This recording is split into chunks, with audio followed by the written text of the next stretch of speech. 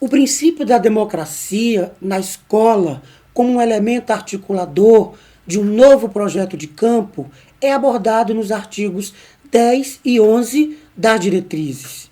O artigo 10 diz que o projeto institucional das escolas do campo, considerando o estabelecido no artigo 14 da LDB, garantirá a gestão democrática, constituindo mecanismos que possibilitarão estabelecer relações entre a escola, a comunidade local, os movimentos sociais, os órgãos normativos do sistema de ensino e os demais setores da sociedade. Já o artigo 11 vai nos dizer que os mecanismos de gestão democrática, tendo como perspectiva o exercício do poder nos termos do disposto no parágrafo 1 do artigo 1 da Carta Magna, contribuirão diretamente para a consolidação da autonomia das escolas e o fortalecimento dos conselhos que almejam um projeto de desenvolvimento que torne possível a população do campo viver com dignidade. E ainda, para a abordagem solidária e coletiva dos problemas do campo, estimulando a autogestão no processo de elaboração, desenvolvimento e avaliação das propostas pedagógicas das instituições de ensino. Mais especificamente, o artigo 9 vai nos dizer que as demandas provenientes dos movimentos sociais poderão subsidiar os componentes estruturantes das políticas educacionais, respeitando o direito à educação escolar nos termos da legislação vigente. Assim, pode-se observar que na dimensão normativa já demos passos importantes para a garantia de uma gestão mais democrática da educação pública do campo. Os dispositivos legais são fundamentais enquanto instrumento de luta da sociedade. Servem como referência de suas demandas por políticas públicas. Porém, sua efetivação depende muito da organização e da ação concreta dos sujeitos nos diversos espaços de formulação e implementação das políticas públicas da educação. 2. Os princípios políticos pedagógicos da gestão democrática nas escolas do campo. A concepção de gestão democrática da escola pública foi ganhando terreno ao longo das décadas de 80 e 90 do século XX e constituindo-se em princípios e diretrizes no ordenamento legal da educação brasileira, consolidando assim princípios balizadores da gestão democrática. E aí podemos destacar alguns princípios. O princípio da participação popular, que está na base da democracia e se fundamenta na ação de partilhamento do poder. O princípio da autonomia, que é um termo que nos remete à noção de poder, soberania, independência, liberdade, descentralização. 4 dimensões da autonomia escolar: autonomia administrativa, autonomia jurídica, autonomia financeira, autonomia pedagógica. A autonomia administrativa consiste na possibilidade de elaborar e gerir seus planos, programas e projetos. A autonomia jurídica diz respeito à possibilidade de a escola elaborar suas normas e orientações escolares em consonância com a legislação educacional, como, por exemplo, matrícula, transferência de aluno, admissão de professores, concessão de graus e regimentos. Já a autonomia financeira se refere à disponibilidade de recursos financeiros capazes de dar à instituição educativa condições de funcionamento efetivo. E a autonomia pedagógica consiste na liberdade de propor modalidades de ensino e pesquisa.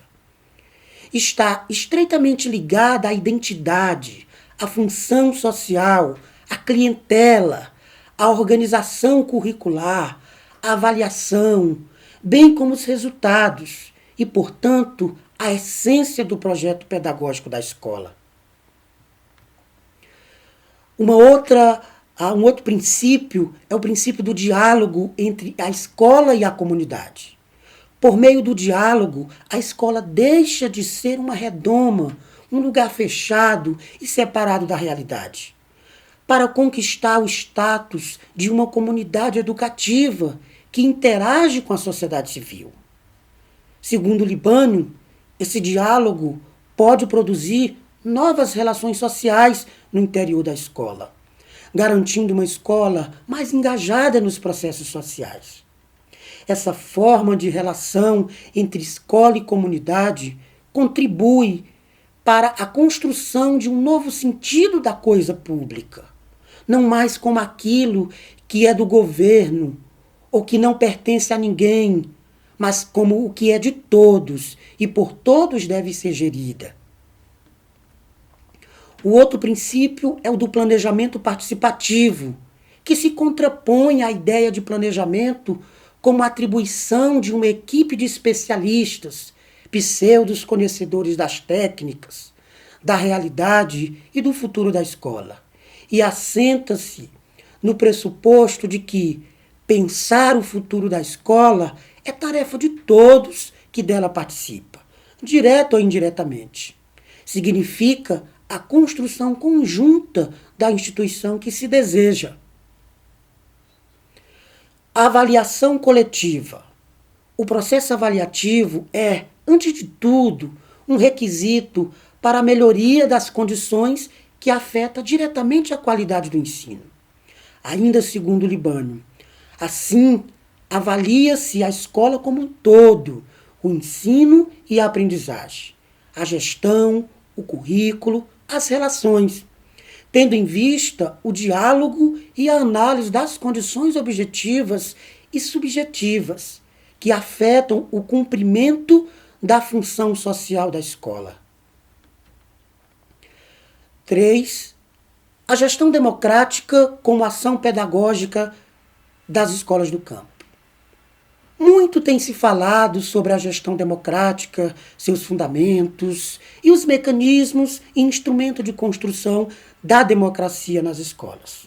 No entanto, pouca atenção tem se dado à gestão democrática como uma ação pedagógica, seja por parte das políticas oficiais que se destinam à democratização da gestão escolar, seja por parte dos estudiosos da temática. Instâncias de participação na gestão da escola do campo.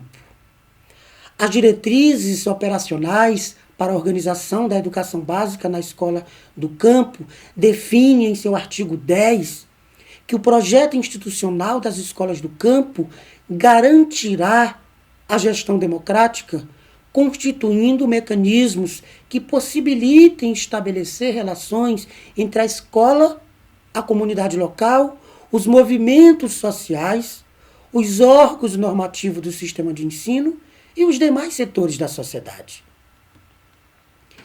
E aí temos algumas instâncias de participação na gestão da escola do campo.